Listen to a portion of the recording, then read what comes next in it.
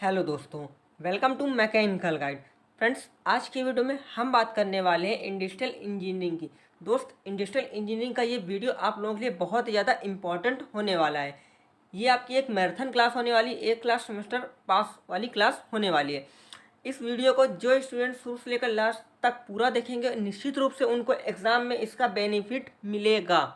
ठीक है, इस वीडियो में दोस्त हम वही सारे क्वेश्चन और आंसर्स आपको बताएंगे जो आपके एग्ज़ाम में आने वाले हैं जब आपका एग्ज़ाम है। ठीक है, तो वीडियो को पूरा देख लीजिएगा।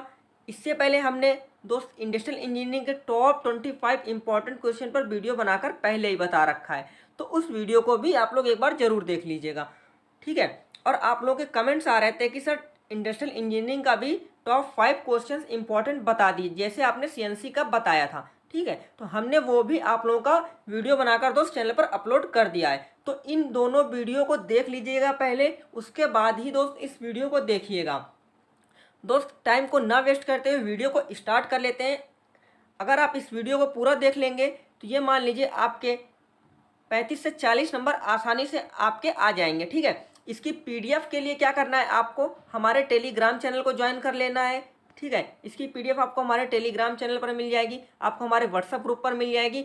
इन दोनों को आप ज्वाइन कर लीजिए, आपको वहीं पर हम पीडीएफ प्रोवाइड करा देंगे। ठीक है, तो बात करते हैं। सबसे पहला दोस्त आपका क्वेश्चन जो है, इंडस्ट्रियल इंजीनियरिंग से प्रोडक्टिविटी क्या होती है। ठीक है, तो प्रोडक्टिविटी काफ़ी ज़्यादा इंपॉर्टेंट है। इसको दोस्त 2 से 3 स्टार आप लगा कर रख सकते हैं, क्योंकि काफ़ी बार पूछा जा चुका है और पूछा जाएगा इस बार भी। ठीक है, तो हम लोग जान लेते हैं आपका प्रोडक्टिविटी क्या होता है। देखिए, उत्पादन एक प्रक्रिया है, कहने का मतलब जो आपका प्रोडक्शन होता है वो क्या एक प्रोसेस है। ठीक है, जो निवेशित यानी इन्वेस्टमेंट, इन्वेस्टमेंट में क्या आएगा आपका, जैसे मानव पदार्थ यानी जो मैन है, ठीक है, पूंजी है यानी जो मनी है, जानकारी यानी कि इंफॉर्मेशन है, तथा इन सभी का क्या एक समूह है। समूह को निर्गत अवयव यानी एलिमेंट्स जैसे परिष्कृति, उत्पाद तथा सेवाओं के एक विशिष्ट समूह में उचित गुणवत्ता यानी क्वालिटी तथा मात्रा में रूपांतरित करती है, जिससे उपक्रम के उद्देश्य को हासिल किया जा सके। तो ये आपका क्या कहलाती है दोस्त, प्रोडक्टिविटी कहलाती है। अब प्रोडक्टिविटी का जो फार्मूला होता है दोस्त, हम लोग वो भी जानेंगे। हो सकता है प्रोडक्टिविटी आपसे 2 नंबर या 3 नंबर और पूछ ले और इसके साथ कोई एक अदर क्वेश्चंस लगा दे, क्योंकि इतना बड़ा दोस्त नहीं है, या फिर प्रोडक्टिविटी के साथ और भी कुछ पूछ लेगा आपका। ठीक है, देखिए प्रोडक्टिविटी हमने जान ली दोस्त क्या होता है। निवेश में कोई बदलाव किए बिना निर्गत को बढ़ाना ही उत्पादकता में वृद्धि करना कहलाता है। कहने वाला जो आपने निवेश किया, जो इन्वेस्टमेंट किया है, उसमें आपका कोई चेंजमेंट नहीं होना चाहिए। ठीक है, उसको चेंजमेंट बिना किए उसमें क्या करना, निर्गत। ठीक है, उसमें क्या करना, आउटपुट में जो हमें क्या है वृद्धि करना, वो आपकी क्या कहलाती है, उत्पादकता कहलाती है। और प्रोडक्टिविटी का आपका फार्मूला क्या होता है, आउटपुट बटे इनपुट। ठीक है, तो इतना दोस्त आपको समझ में आ गया होगा। यहाँ से आपके 5 नंबर पक्के हो जाएंगे। दोस्त, जो लोग वीडियो को पूरा देखेंगे उनको एक चीज़ और समझ में आएगी कि आपको इंडस्ट्रियल इंजीनियरिंग में पास कैसे होना है, ये भी मैं आपको इस वीडियो में बताने वाला हूँ। तो वीडियो को मैं कहीं पर भी बता सकता हूँ, बीच में बता सकता हूँ, एंड में बता सकता हूँ, या कहीं भी। तो इसके लिए आप, अगर आपको चाहिए तो आप वीडियो को पूरा देख लीजिएगा। अब बात करते हैं फैक्टर अफेक्टिंग प्रोडक्टिविटी। ठीक है, तो सबसे पहले क्या है, प्रोडक्टिविटी के जो फैक्टर्स हैं, मतलब प्रभाव डालेंगे क्या है, मैन पावर। ठीक है, मैन पावर आपके पास होना बहुत ज़रूरी है। इक्विपमेंट, ठीक है, जो आपके इक्विपमेंट है और मशीनरी है। Input materials, time, floor area, ठीक है, पावर और एनर्जी। तो कहने का मतलब आपको कोई भी प्रोडक्ट बनाना है या कोई भी आपने उद्योग लगाया है, उसके लिए आपको क्या क्या चीज़ ज़रूरी है। ठीक, कौन सा प्रोडक्ट आपको बनाना है, उसके लिए आपको ये सारी चीज़ें ज़रूरी हैं दोस्त। ठीक है, आपको इतना समझ में आ गया होगा। अब बात करते हैं इम्पोर्टेंस ऑफ प्रोडक्टिविटी। प्रोडक्टिविटी के इम्पोर्टेंस क्या है दोस्त, ये आपके वही टॉप 25 इंपॉर्टेंट क्वेश्चंस के आंसर्स मैं आपको बता रहा हूँ जो मैंने वीडियो अपलोड किया था। ठीक है, जैसा मैंने आपसे कहा है कि 35 से 40 नंबर आपके इस वीडियो को देखने के बाद आ जाएंगे, तो बिल्कुल आसानी से आ जाएंगे, क्योंकि लगभग पूरा पेपर आपका यहीं से फंसेगा।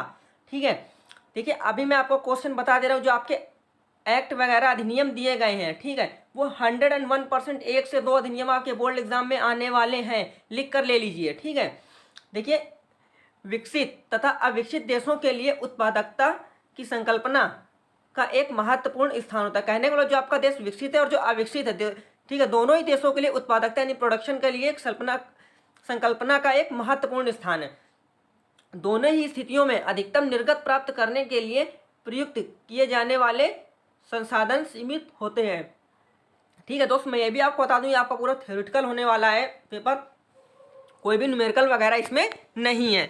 तो आपको थ्योरी इसमें बहुत ज़्यादा लिखनी है। मान लीजिए आपको कॉपी पूरी फुल करके आना है, कोई भी क्वेश्चन आपको दोस्त छोड़ना नहीं है। अगर आप छोड़ते हैं क्वेश्चन तो मान लीजिए आपके सीधे सीधे नंबर कट होते हैं। अगर आपको नहीं भी आता तो भी आपको लिख के आना है। ठीक है, उत्पादकता का विश्लेषण तथा मूल्यांकन ही उन अवस्थाओं और परिस्थितियों को इंगित करता है, बताता है जहाँ कार्यरत निवेशों में सुधार करके निर्गत में वृद्धि करना संभव होता है। ठीक है, ये इसका इंपॉर्टेंस था। नेक्स्ट आपका दोस्त क्वेश्चन बनता है वर्क स्टडी क्या है। 100% आपका ये क्वेश्चन भी आपके बोर्ड एग्जाम पे आएगा। वर्क स्टडी क्या है, इसका इंट्रोडक्शन दीजिए या फिर इसकी डिफिनीशंस बताइए। कई तरह से क्वेश्चन पूछा जा सकता है। ठीक है, तो हम लोग बात कर लेते हैं वर्क स्टडी मतलब कार्य अध्ययन। आपका देखिए क्या होता है, कहने के मतलब आप जो कार्य कर रहे हैं उसके बारे में अध्ययन करना, उसे कितनी सरलता से आप कर सकते हैं, यही एक तरह से हमारा क्या है, वर्क स्टडी कहलाता है। अब आपको इसकी डिफिनीशन बता देता हूँ। कार्य अध्ययन का मूल्य उद्देश्य कार्य को सरल बनाना है। देखो मैंने अभी आपको बताया ना, जो आप कार्य कर रहे हैं उसे आप कितनी तरह से कर सकते हैं और कितनी सरलता से कर सकते हैं।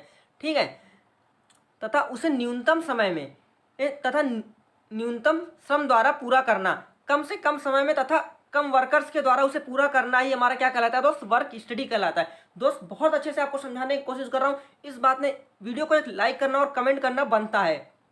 ठीक है, और चैनल को सब्सक्राइब जरूर कीजिएगा क्योंकि अगले जो आपके वीडियोस हैं ना उनके नोटिफिकेशन आपको पहले ही मिल जाए इसलिए।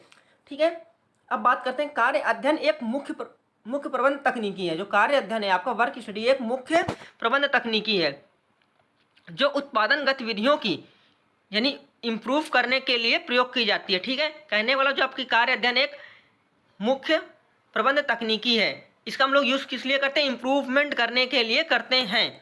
आपको समझ में आ गया। वर्क स्टडी 100% आपके एग्जाम में आने वाला क्वेश्चन है दोस्त। संयंत्र तथा उपकरण के अधिक प्रभावी प्रयोग में मानव प्रयासों के अधिक प्रभावी प्रयोग मानव कार्यों के मूल्यांकन में, तो इतना आपको तो समझ में आ गया होगा। अब बात कर लेते हैं हम लोग वर्क स्टडी की डिफिनीशंस जो दे रखी है इसकी बात कर लेते हैं। कार्य अध्ययन एक ऐसी तकनीकी है जो उच्च उत्पादकता के लिए कार्य को डिजाइन करके अथवा पूर्व स्थापित कार्य को उन्नत विधियों द्वारा व्यर्थ समय को घटाकर व उत्पादकता को बढ़ाकर लागत में न्यूनतम करती है। कहने का मतलब आपकी वर्क स्टडी की जो डिफिनीशन एक ऐसी प्रोसेस है, इसकी सहायता से हम लोग क्या कर सकते हैं, प्रोडक्टिविटी यानी उत्पादकता को बढ़ा सकते हैं। कैसे, जो आपकी पुरानी जो प्रोसेसेस हैं जिनसे प्रोडक्ट आपका बन रहा था उसको हम लोग सरल करके उसमें और नई नई तकनीकों का यूज़ करके, ठीक है, और उसमें जो समय लग रहा है उसके समय को कम करके, इस तरह से हम लोग प्रोडक्टिविटी को क्या कर सकते हैं, बढ़ा सकते हैं। और ये किसके द्वारा हम लोग करेंगे दोस्त, वर्क स्टडी के द्वारा करते हैं। ठीक है, इतना आपको समझ में आ गया होगा। अब बात करते हैं जो इम्पोर्टेंस जो है आपका, जो ऑब्जेक्टिव्स हैं वो क्या होते हैं, वर्क स्टडी के जो उद्देश्य हैं वो क्या है, उनकी बात कर लेते हैं। ठीक है, तो एक बार देख लेते हैं। कार्य अध्ययन प्रबंध एवं निरीक्षण के लिए सेवा का कार्य करता है तथा निम्न उद्देश्यों की पूर्ति के लिए अपनाया जाता है। दोस्त मैं यही फिर से कहना चाहूँगा, जिस स्टूडेंट को लगता है कि उनकी किसी भी सब्जेक्ट में 6 सेमेस्टर में बैक आ जाएगी तो वो हमारे द्वारा जो प्रोवाइड किया है कि टॉप 25 इंपॉर्टेंट क्वेश्चंस हैं उनकी वीडियो को एक बार जरूर देख लें। और लास्ट मोमेंट में जो हमारा वीडियो आता है टॉप 5 क्वेश्चन में, जिनमें से लगभग 3 से 4 क्वेश्चन 100% आपके पेपर फंसते हैं, उन वीडियो को देख लीजिए। और जो हमारी ये महामैराथन क्लास चलती है लास्ट में, एक क्लास सेमेस्टर पास की, इस वीडियो को अगर आप देख लेते हैं तो आप ये मान लीजिए 100% आपकी बैक नहीं आएगी। और जो स्टूडेंट पढ़ने में अच्छे हैं थोड़े से, तो वो 35 से 40 नंबर आसानी से लेकर आते हैं। ठीक है, अब बात करते हैं नेक्स्ट आपका दिया गया, उसकी बात कर लेते हैं। कार्य अध्ययनकर्ता के आवश्यक गुण, तो जो आपके कार्य हैं उसके आवश्यक जो गुण हैं उनकी बात हम लोग कर लेते हैं। देखिए, एक व्यक्ति जो कार्य अध्ययन कर रहा है में तकनीकी योग्यता होने के साथ साथ निम्न गुणों का भी होना आवश्यक है। ठीक है, वह शोध मतलब कि जो आपका है विकास, कहने का मतलब जो कार्य स्टडी कर रहा है उसमें क्या होनी चाहिए, एक तरह से नई रिसर्च करने की क्षमता होनी चाहिए। ठीक है, नए विकास करने की, इंप्रूवमेंट करना चाहिए, इच्छुक होना चाहिए, ये सब उसमें क्या होने चाहिए, गुण होने चाहिए। वह तकनीकी ज्ञान से परिपूर्ण एवं अनुभवी होना चाहिए। ठीक, क्या होना चाहिए, उसके पास तकनीकी ज्ञान होना चाहिए, टेक्निकल ज्ञान होना चाहिए, ठीक है, और परिपूर्ण अनुभवी होना चाहिए। ये क्या है, इसके दोस्त गुण दे रखे हैं। वह सत्य, निष्ठा एवं कर्म में विश्वास रखने वाला होना चाहिए। जैसे दोस्त आप लोगों ने आईएमडी में एक लीडरशिप के गुण पढ़े थे, उसी तरह इसके भी हैं यहाँ पर, ठीक है। तो ज़्यादा चेंजमेंट इसमें नहीं है, ठीक है। परिश्रमी, प्रयत्नशील तथा आत्मविश्वासी होना चाहिए, ठीक है। दूरदर्शी लीडर, इच्छा शक्ति से परिपूर्ण होना चाहिए, दूर तक की सोचने वाला होना चाहिए जो आपका लीडर है, और इच्छा शक्ति से परिपूर्ण होना चाहिए, खुद ही मोटिवेशन होना चाहिए, ठीक है। समय का मूल्य पहचानने वाला होना चाहिए, ठीक है। कहने को जो समय का मूल्य है वो पहचानने वाला होना, जिस समय में जो कार्य को दिया गया उसी समय पे करना चाहिए और पूर्ण होना चाहिए, ठीक है। दोस्त वीडियो को लाइक और चैनल को सब्सक्राइब जरूर कीजिएगा। इसकी पीडीएफ के लिए आप हमारे टेलीग्राम से जुड़ जाइए। पीडीएफ आपको इसकी हमारी टेलीग्राम पर प्रोवाइड करा दी जाएगी, व्हाट्सएप ग्रुप पर प्रोवाइड करा दिया जाएगा, दोनों का लिंक हमने डिस्क्रिप्शन बॉक्स पर दे रखा है। अगर टेलीग्राम चैनल लिंक से ज्वाइन नहीं होता है तो दोस्त आप मैकेनिकल गाइड लिख कर भी सर्च करके ज्वाइन कर सकते हैं, ठीक है। आई होप आपको समझ में आ गया होगा। अब बात करते हैं कार्य अध्ययन के दौरान ली जाने वाली सावधानियां। जब आप कार्य अध्ययन कर रहे हैं, मतलब वर्क स्टडी कर रहे हैं, तो उसके दौरान ली जाने वाली जो सावधानियां हैं कौन कौन सी दोस्त, इन सब में जब आप पढ़ते हैं ना तो खुद को इनकी जगह पर रख कर देखिएगा, तभी आप ज़्यादा अच्छे से समझ पाएंगे, ठीक है। वर्क स्टडी को कार्य स्थल पर जाकर श्रमिक से बातचीत करनी चाहिए, ठीक है।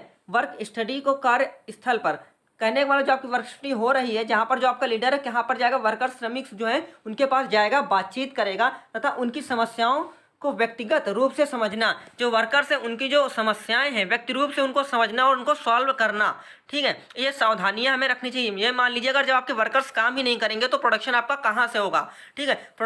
जब प्रोडक्शन ही नहीं होगा तो प्रोडक्टिविटी भी आपकी इंप्रूवमेंट नहीं होगी।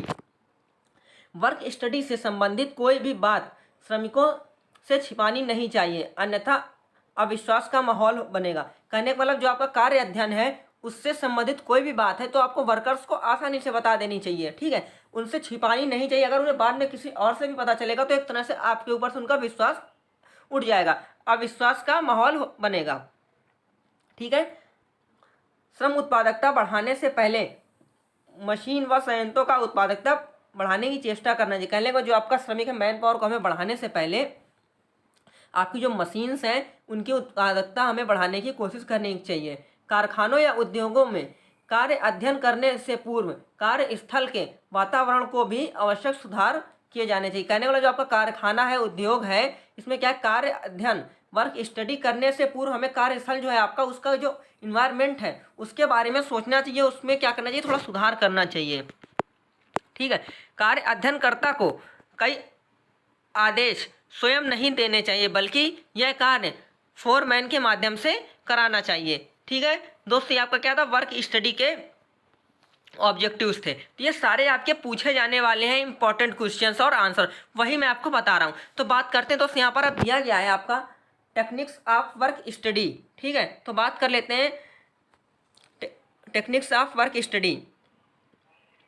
कार्य अध्ययन दो विशिष्ट तकनीकों द्वारा किया जाता है, ठीक है। दौरान ही तकनीकी अलग अलग ढंग से अपना महत्व रखती है। कहने का मतलब कार्य विधि अध्ययन से और कार्य मापन से, ठीक है। तो सबसे पहले हम लोग बात कर लेते हैं कार्य विधि अध्ययन की, मेथड स्टडी की। तो इसकी बात अगर हम लोग कर लेते हैं, देखिए कार्य विधि अध्ययन किसी कार्य को करने की वर्तमान विधि या भविष्य से लिए प्रस्तावित विधि का क्रमबद्ध क्या होता है आपका सिस्टमेटिक रिकॉर्डिंग तथा क्रांतिक परीक्षण यानी क्रिटिकल आपका एग्जामिनेशन करना है, जिससे कि नई एवं अपेक्षाकृत सरल एवं प्रभावी विधियों को विकसित करके लागू किया जा सके और लागत भी कम हो। कार्य विधि अध्ययन आपका यही है। इसके अंतर्गत क्या है, आपका जो आपका कार्य है, किसी भी कार्य को वर्तमान समय से भविष्य से आपकी पहले से पूर्व जो चली आ रही है, इन प्रोसेस को क्या करना, हमें इसमें अध्ययन करना और इनको थोड़ा सरल बनाना, ठीक है। यही है आपका, इतना आपको समझ में आ गया होगा। अब बात करते हैं दोस्त कार्य मापन क्या होता है आपका, देखिए, ठीक है। वर्क मेजरमेंट विधि अध्ययन द्वारा किसी कार्य हेतु उन्नत विधि की स्थापना पश्चात उस कार्य को उसी विधि से करने में कितना समय लगना चाहिए, ठीक है। इस प्रश्न का उत्तर कार्य मापन तकनीकी या समय अध्ययन के द्वारा अध्ययन के द्वारा पास किया जाता है। ठीक है, कहने का मतलब आपका जब भी आपका कोई प्रोडक्ट बन रहा है उस प्रोडक्ट बनने में कितना समय लगना चाहिए टोटल, कहीं उससे ज़्यादा समय तो नहीं लग रहा है। ये हम किसके द्वारा करते हैं? कार्य मापन, वर्क मेजरमेंट के द्वारा करते हैं, पता हमें चलता है। ठीक है, इतना आपको समझ में आ गया होगा। किसी जॉब को करने के लिए उसमें निहित कार्य को छोटे छोटे भागों में विभाजित कर उनको मापे जाने के कारण इसे कार्य मापन तथा कार्य की मात्रा को मापने की इकाई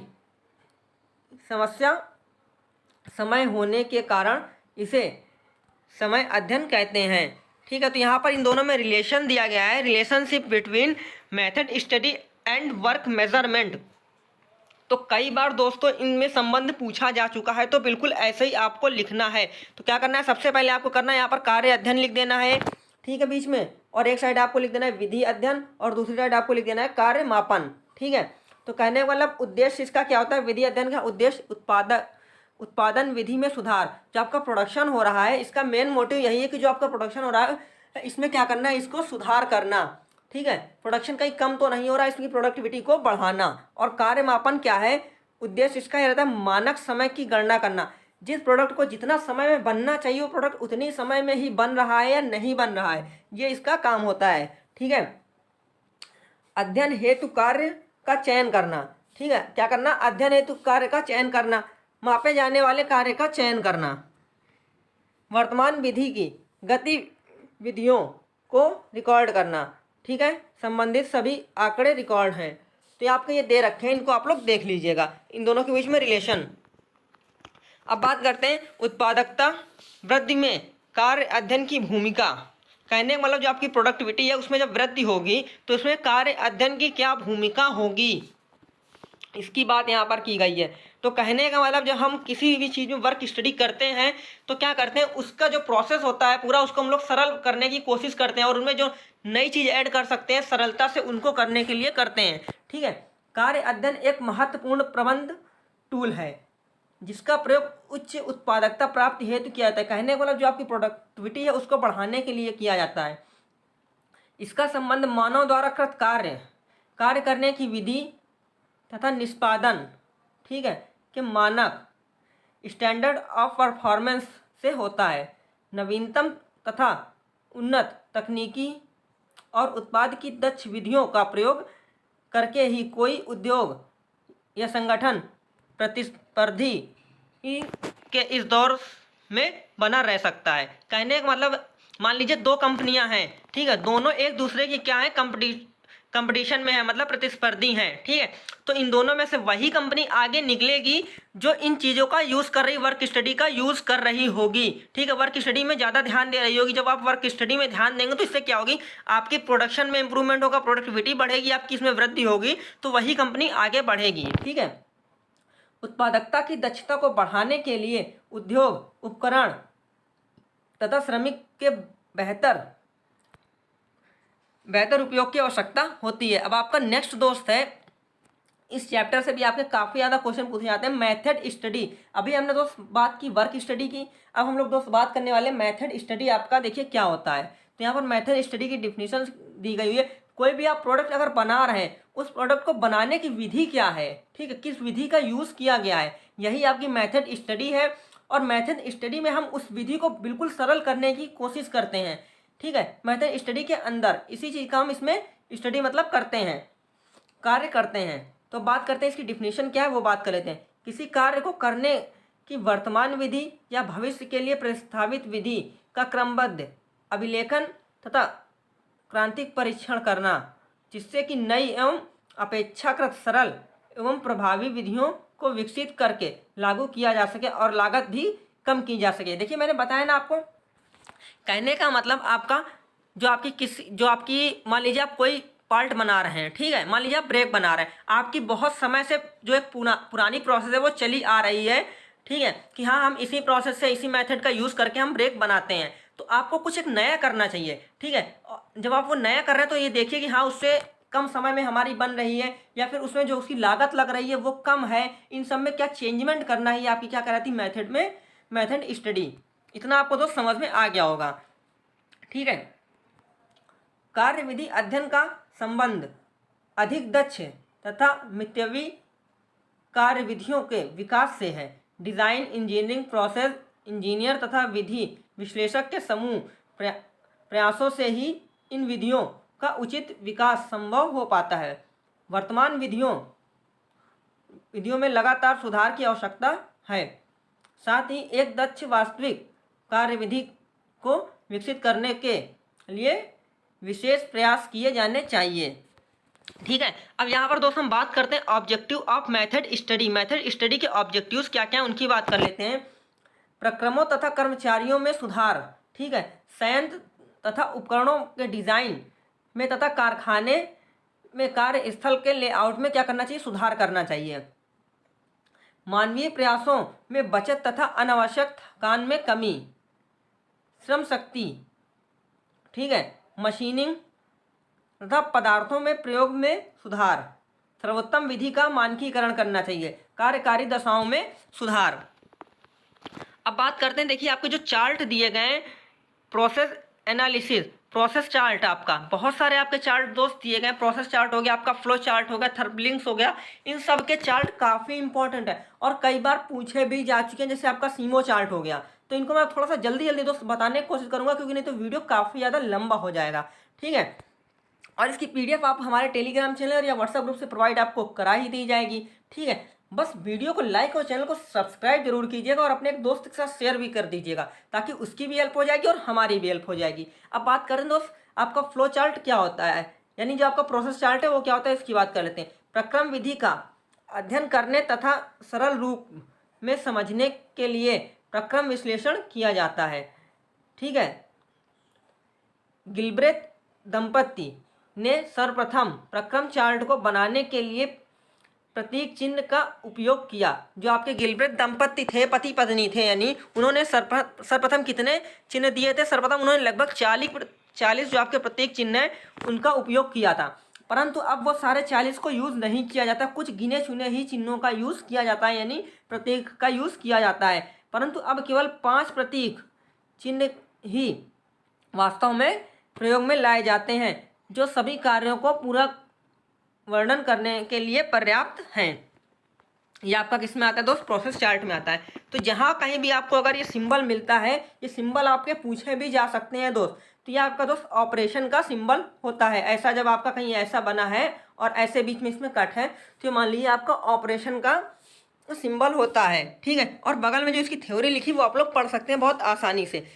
ठीक है। इसके बाद अगर यहाँ पर आपको कभी ऐसा सिंबल बना मिल जाता है कंपनियों में, जब आप जाएंगे तो आपको पता चलेगा, या फिर वर्कशॉप अगर गए तो उनमें मशीनों में हो सकता है बना हो, तो ये आपका क्या किसका सिंबल होता है, निरीक्षण का, यानी इंस्पेक्शन का। तो वहाँ पर किस चीज़ का वर्क चल रहा है, काम चल रहा है, इंस्पेक्शन का काम चल रहा है। और जो मैंने पहला ऑपरेशन वाला बताया, अगर आपको वो सिंबल कहीं पर बना मिलता है तो ये समझ लीजिएगा वहाँ पर ऑपरेशन हो रहा है उस प्रोडक्ट पर। इतना आपको समझ में आ गया होगा। नेक्स्ट आपको जो सिंबल दिख रहा है दोस्त, अगर आपको ऐसा सिंबल कहीं बना मिलता है तो ये किसका होता है, आपका ट्रांसपोर्ट का। ठीक है। तो ये सिंबल आपका किसका होता है, ट्रांसपोर्ट का, ऐसा या फिर ऐसा, दो सिंबल आपके। ठीक है। नेक्स्ट आपका सिंबल अगर ऐसा कहीं पर आपको देखने को मिलता है, मतलब आपका ये सिंबल किसका होता है, डीले का होता है, देरी का। ठीक है। नेक्स्ट आपका ये सिंबल, अगर आपको ऐसा सिंबल आपने देखा होगा कि जो आपके ट्रक वगैरह होते हैं वो एक ऐसा सिंबल पीछे उनके लगा होता है। ठीक है। जो ट्रॉलियाँ होती हैं उनमें, तो क्या मतलब होता है, स्टोरेज का सिंबल है ये। ठीक है। ये सिंबल आपके पूछे भी जा सकते हैं, इसी तरह आपके दे रखे हैं, आप लोग इसको पढ़ लीजिएगा। अब फ्लो चार्ट की बात कर लेते हैं दोस्त। आपका फ्लो चार्ट भी काफ़ी ज़्यादा इंपॉर्टेंट है दोस्त। इससे पहले हमने इंडस्ट्रियल इंजीनियरिंग के टॉप 5 क्वेश्चन पर वीडियो बनाई है, जो कि 100%, जिनमें 5 क्वेश्चन में से 3 क्वेश्चन आपके बोर्ड एग्जाम पे मिलने वाले हैं। ठीक है। और जो आपके टॉप 25 क्वेश्चन अगर आप उनको पढ़ लेते हैं पूरा, तो ये मान लीजिए आपका पेपर बहुत अच्छी तरह से निकल जाएगा, आपके 35 से 40 नंबर आ जाएंगे। इन सभी की PDF हमने अपने टेलीग्राम चैनल पर मैकेनिकल गाइड पर प्रोवाइड करा दी है, तो वहाँ से आप डाउनलोड करके ले सकते हैं। ठीक है।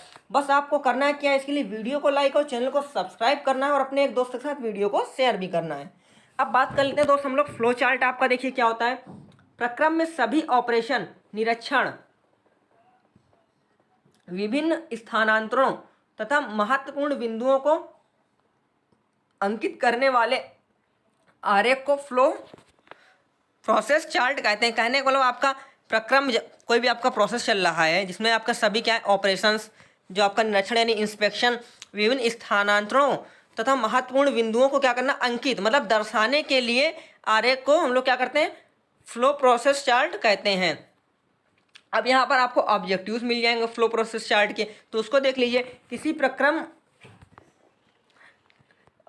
प्रक्रम में होने वाली घटनाओं के संपूर्ण क्रम को देखना, ठीक है, ये क्या इसके ऑब्जेक्टिव्स हैं, ठीक है। लेआउट में सुधार करना, पदार्थ हस्तांतरण को बेहतर बनाना, मतलब मटेरियल जो एक स्थान से दूसरे स्थान तक ले जाने में क्या करना बेहतर बनाना, ठीक है। तो इसके क्या ऑब्जेक्टिव्स दोस्त दिए हैं, तो इनको आप लोग देख सकते हैं, पढ़ सकते हैं। थोड़ा सा मैं जल्दी करने की कोशिश कर रहा हूँ क्योंकि नहीं दोस्त वीडियो काफ़ी ज़्यादा लंबा हो जाएगा, फिर सब चीज़ इसमें कवर नहीं हो पाएगी। तो मैं सोच रहा हूँ इसी वीडियो में सब चीज़ कवर हो जाए और आप लोग अच्छे से प्रिपरेशन हो जाए। तो सब बात करते हैं types of flow process chart आपका, तो कौन कौन से होते हैं देखिए। मैन फ्लो प्रोसेस चार्ट, ठीक है, मटेरियल फ्लो प्रोसेस चार्ट और मशीन फ्लो प्रोसेस चार्ट। तो देख लेते हैं इनको हम लोग एक बार, ठीक है। ऑपरेशन प्रोसेस चार्ट जो दोस्त आपका होता है, यह चार्ट उपयुक्त 5 चिन्हों में से केवल 2 अर्थात ऑपरेशन तथा निरीक्षण के चिन्हों को मिलाकर यह चार्ट बनाया जाता है। कहने वाला जो आपका दोस्त यह चार्ट आपका उपयुक्त 5 चिन्हों में से केवल 2 चार्टों को मिलकर ही बनाया जाता है। मतलब उसको चिन्ह को देखकर ही बनाया जाता है। एक आपका ऑपरेशन का सिंबल हो गया, एक निरीक्षण का सिंबल हो गया, ठीक है, मिलकर ही बनाया जाता है। यह चार्ट प्रक्रम के ओवरऑल दृश्य को प्रस्तुत करता है। यह उन बिंदुओं का ग्राफीय चित्रण है जहां पदार्थ प्रक्रम से संबंधित सभी ऑपरेशन तथा निरीक्षण के क्रम को भी दर्शाता है।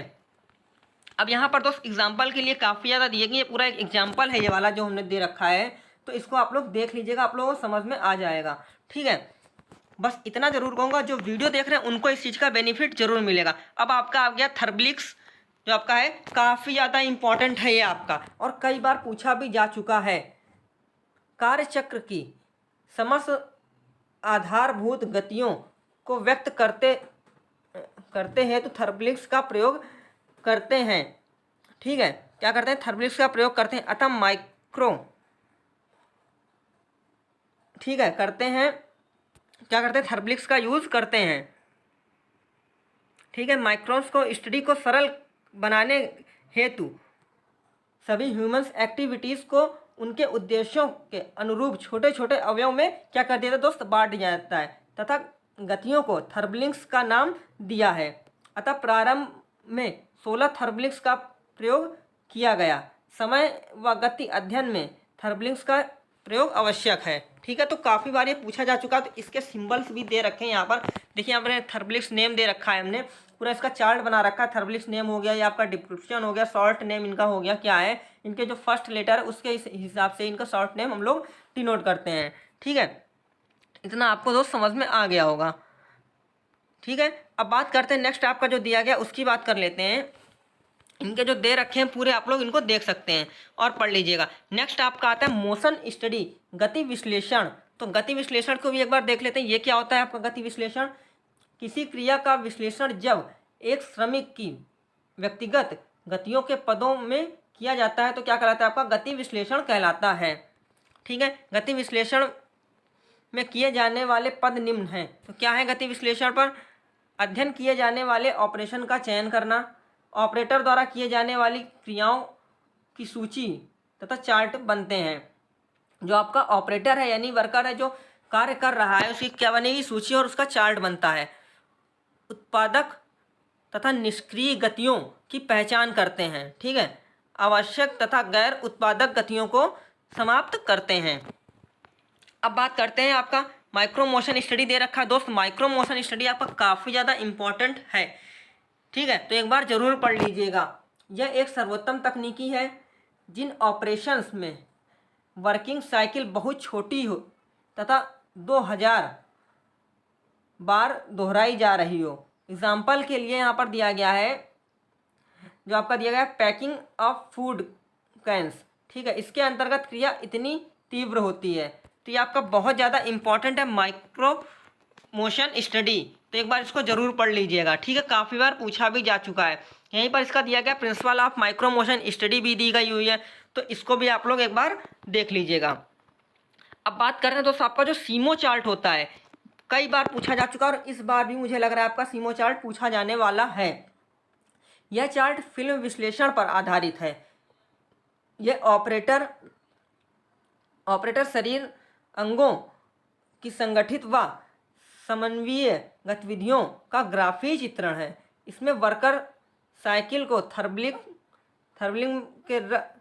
थर्बलिंग में रखकर व्यक्त करो व थर्बलिंग पूर्ण होने में लगा समय चार्ट में नोट करते हैं। ठीक है, उसके बाद क्या होता है, राइट लेफ्ट हैंड चार्ट की भांति इस सीमो चार्ट को एक समान पैमाने में दर्शाने के लिए बनाते हैं। ठीक है, क्या है आपका सीमो चार्ट में एक समान दर्शाने के लिए बनाते हैं। यह चार्ट मुख्यतः तीव्र पुनरावृत्ति व अल्पकाल वाले ऑपरेशनों को प्रदर्शित करता है आपका सीमो चार्ट। ठीक है, यहाँ पर सीमो चार्ट का पूरा ब्यौरा दे रखा है, तो इसको आप लोग एक बार देख लीजिएगा। नेक्स्ट आपका है दोस्त, यहाँ पर बात करते हैं हम लोग जो दे रखा है वर्क मेजरमेंट। तो वर्क मेजरमेंट की अगर हम बात करें, यहाँ पर देखिए वर्क मेजरमेंट में क्या है, वर्क मेजरमेंट के समूह किसी ऑपरेशन परफॉर्मेंस में लगने वाले समय को मापने का साधन है। ठीक, कहने का मतलब आपका वर्क मेजरमेंट क्या है, किसी जो आपका ऑपरेशन परफॉर्मेंस में लगने वाला जो समय है, किसी प्रोडक्ट में जो आपका ऑपरेशन हो रहा है उसमें जो लगने वाला समय है वो क्या है, आपका वर्क मेजरमेंट के द्वारा हम लोग मापते हैं। ठीक है, उस प्रभावी समय से अलग करता है। अतः टाइम मेजरमेंट दो प्रकार का होता है आपका, एक होता है स्टैंडर्ड टाइम मेजरमेंट और एक आपका एक्चुअल टाइम मेजरमेंट। तो बात कर लेते हैं, देखिए यहाँ पर आपका जो स्टैंडर्ड टाइम दे रखा है उसकी भी करेंगे और एक्चुअल की बात करेंगे। तो पहले इसके यूजेस देख लेते हैं। उससे पहले क्रिया में लग रहे निष्प्रभावी समय की पहचान करने के लिए। ठीक है, क्रिया में जो आपका निष्प्रभावी मतलब जिसका कोई यूज़ नहीं है, ठीक है, वैसा समय अगर कोई हमारा लग रहा है तो इसका हम लोग किसका यूज़ करेंगे, किसके द्वारा हम लोग पता करते हैं दोस्त, जो आपका दे रखा है वर्क मेजरमेंट से। ठीक है, नेक्स्ट आपका दे रखा है विकल्प के तौर पर प्रयोग होने वाली विधियों की दक्षताओं की तुलना करने के लिए। इसी तरह इनके यूजेस काफ़ी सारे दे रखे हैं, तो आप लोग पढ़ सकते हैं। ठीक है, अब बात करते हैं आपका जो टाइम स्टडी दे रखा है उसके बारे में बात करें।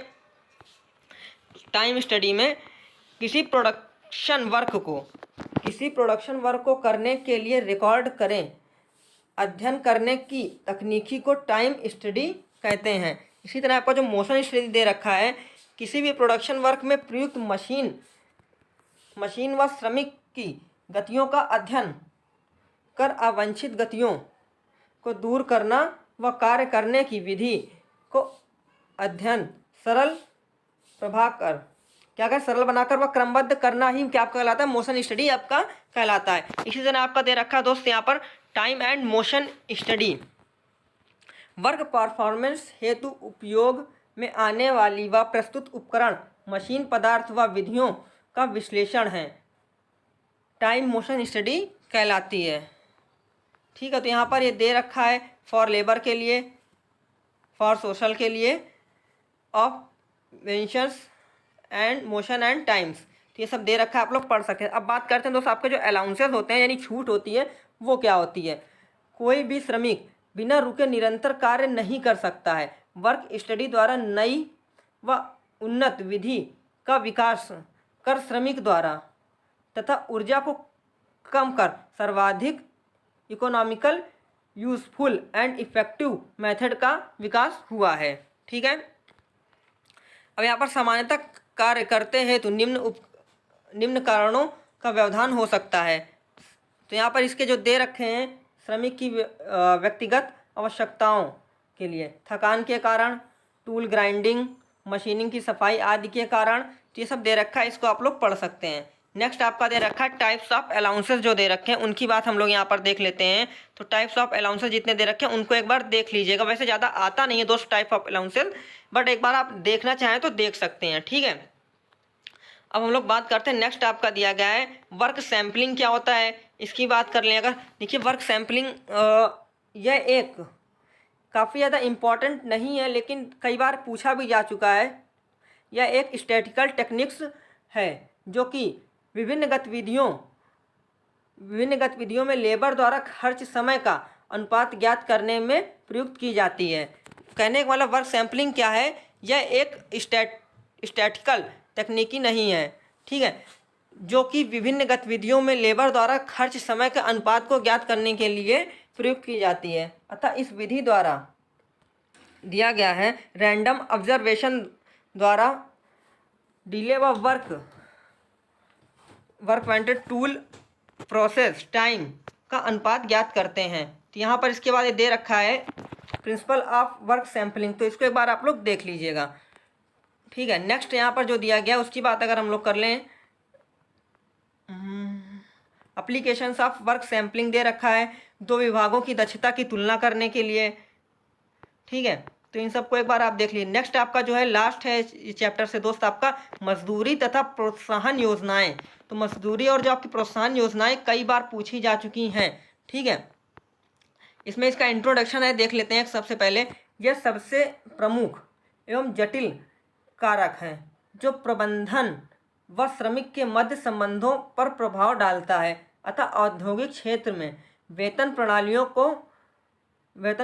को अशांति का प्रमुख कारण माना गया। कहने वाले जो आपके प्राइवेट इंडस्ट्री वगैरह हैं, इनमें जो वर्कर्स और जो आपका मैनेजमेंट होता है, इनके बीच में जो अशांति का सबसे बड़ा एक कारण है वो क्या होता है, सैलरी होती है, ठीक है। क्या होती है, सैलरी होती है। अर्थात वेतन प्रणाली का श्रमिक के कार्य के आधार पर संतोषजनक होना अत्यंत आवश्यक है। कहने का मतलब जो है वेतन प्रणाली का जो श्रमिक कार्य के आधार पर उसमें क्या संतोषजनक होना बहुत ही आवश्यक है। फलस्वरूप आधुनिक युग में जो आपके उद्योग हैं, उद्योग में वेतन प्रणाली अत्यधिक विकसित एवं संतोषजनक है। श्रमिक का वेतन ही उसकी आय का स्रोत है। कहने वाला जो यहाँ पर श्रमिक कार्य कर रहा है उसके जो वेतन मिल रहा है, उसे जो सैलरी मिले, उसकी वही आय है, आय का एक स्रोत होता है, ठीक है। तो इतना आपको समझ में आ गया इसका इंट्रोडक्शन। अब यहाँ पर आपको दिया गया Taylor's differential price rate system. तो इसको एक बार आप देखना चाहें तो देख सकते हैं, इतना इम्पोर्टेंट नहीं है। आपका बोनस सिस्टम आपका होता है, कई बार पूछ लेता है एग्जामिनर बोनस सिस्टम क्या। देखिए, ऐसे उद्योग व उपक्रम जहाँ पर जो आपकी क्या है बोनस मिलता है। एक तरह से देखें, मान लीजिए अगर आपकी जो कंपनियां, एग्जांपल देकर मैं आपको समझा देता हूँ, कंपनियों में बोनस प्रणाली इस तरह से रखी जाती है कि अगर आप पूरा 30 दिन, आपका महीना 30 दिन का, एक मंथ 30 दिन का, अगर आप पूरा 30 दिन कंपनी जाते हैं, ठीक है, तो उसमें आपका क्या, कंपनियां 1000 का बोनस रख देती हैं। अगर आप पूरा 30 दिन जाएंगे तो आपको 1000 रुपये का अटेंडेंस अवार्ड दिया जाएगा। या फिर कई कंपनियां इससे कम का भी रख देती हैं, कई इससे ज़्यादा का भी रख देती हैं। तो यही एक तरह से आपकी बोनस प्रणाली है, ठीक है। तो इसको आप लोग समझ गए होंगे और इनके मेथड्स दे रखा है, तो जिसको आप लोग क्या कर सकते हैं दोस्त, देख सकते हैं। ग्रुप बोनस सिस्टम क्या होता है, ठीक है। देखिए, इस प्रणाली के अंतर्गत प्रतिष्ठान में विभिन्न विभागों या उप विभागों में निश्चित अंतराल पर सभी को एक निश्चित बोनस निश्चित अनुपात में बांटा जाता है। क्या कहलाता है, आपका ग्रुप बोनस सिस्टम कहलाता है, ठीक है। अब इन्वेंट्री कंट्रोल तो दोस्त आप पहले ही पढ़ चुके हैं, किसमें, आपने आईएमडी में पढ़ा होगा इन्वेंट्री कंट्रोल आपका क्या होता है। फिर भी एक बार मैं आपको बता देता हूँ। एक ऐसी वैज्ञानिक विधि है जो यह बताती है कि उत्पादन की मांग के अनुरूप कितनी मात्रा में आवश्यक सामग्री भंडारण यानी स्टोर में उपलब्ध है या रखी जाए, जिससे यह समय पर सही मात्रा में सही पदार्थ की मितव्ययी ढंग से आपूर्ति की जा सके। कहने का मतलब बड़ी बड़ी कंपनियों में जो आपका इन्वेंट्री कंट्रोल होता है वो इस प्रकार से होता है, वैज्ञानिक विधि है। इसमें आपका क्या है, स्टोर होता है, इसमें जो भी कंपनी में जो भी बन रहा होता है उसका मटेरियल रखा जाता है और उसकी इन्वेंट्री कंट्रोल के द्वारा ही आपूर्ति ना हो, इसलिए इन्वेंट्री कंट्रोल का यूज़ किया जाता है, ठीक है। किस समय में हमें वहाँ पर मटेरियल खरीदना है, किस समय में कितना रखना है, यही सब आपका दे रखा है। अब नेक्स्ट आपका दिया गया ABC विश्लेषण तकनीकी। अब ABC विश्लेषण तकनीकी तो मैं आपको दोस्त बताने वाला हूँ नहीं, ये आप लोगों ने आईएमडी में पढ़ रखा है और आईएमडी का वीडियो मैंने बना रखा है पहले, तो वहाँ से आप लोग इसको देखना चाहें तो देख सकते हैं, ठीक है। बहुत ही सिंपल है। नेक्स्ट आपका दिया गया है, ये भी आईएमडी से ही आपका क्वेश्चन लिया गया हुआ है, ठीक है। अब बात करते हैं आपके difference of accident, definitions of accident जो आपकी दे रखा है। तो एक्सीडेंट की दुर्घटना को निम्न प्रकार से परिभाषित किया जा सकता है।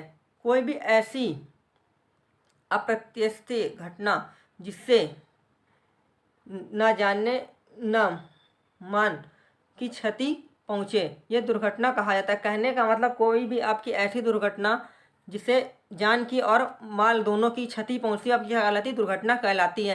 ये डिफिनीशन ऑफ दुर्घटना दे रखा है, तो इसको आप लोग एक बार देख सकते हैं। इसी तरह यहाँ पर आपका दिया है क्लासिफिकेशन ऑफ एक्सीडेंट। तो क्लासिफिकेशन मतलब किस प्रकार से एक्सीडेंट का वर्गीकरण यहाँ पर किया गया है, चोट की प्रकृति के आधार पर, ठीक है। कई तरह के आपके एक्सीडेंट होते हैं, तो ये सब दे रखा है। अब उसके बाद ये आपका दोस्त यही ये टॉप इंपॉर्टेंट क्वेश्चन थे जिसकी मैं बात कर रहा था, ठीक है, जो मैंने पीडीएफ प्रोवाइड करा रखी दोस्त पहले से ही। तो यहाँ पर आप देख लीजिए जो आपके एक्ट दे रखे हैं, ठीक है। तो इन दोनों में से कोई एक्ट आपके बोर्ड एग्जाम में 100% मिलने वाला है। सुरक्षा के लिए कारखाना अधिनियम आपका जो 1919 है वो हो सकता है, या फिर भारतीय कारखाना अधिनियम 1948 क्या है, ठीक है। इन दोनों में से कोई एक आपका एक्ट जरूर आएगा। और ये आपका EOQ, ठीक है, EOQ इकोनॉमिक ऑर्डर क्वांटिटी क्या है, कई बार पूछा जा चुका है आपका। तो दोस्त आज के वीडियो में बस इतना ही। वीडियो अच्छा लगा हो तो वीडियो को लाइक और चैनल को सब्सक्राइब जरूर कीजिएगा। इसकी PDF और नोट्स के लिए, इंपॉर्टेंट क्वेश्चन के लिए आप हमारे टेलीग्राम से जुड़ सकते हैं, उसका लिंक आपको डिस्क्रिप्शन बॉक्स में मिल जाएगा। व्हाट्सएप ग्रुप से जुड़ सकते हैं। वीडियो अच्छा लगा तो वीडियो को लाइक और चैनल को सब्सक्राइब जरूर कीजिएगा। मिलते हैं नेक्स्ट वीडियो पर।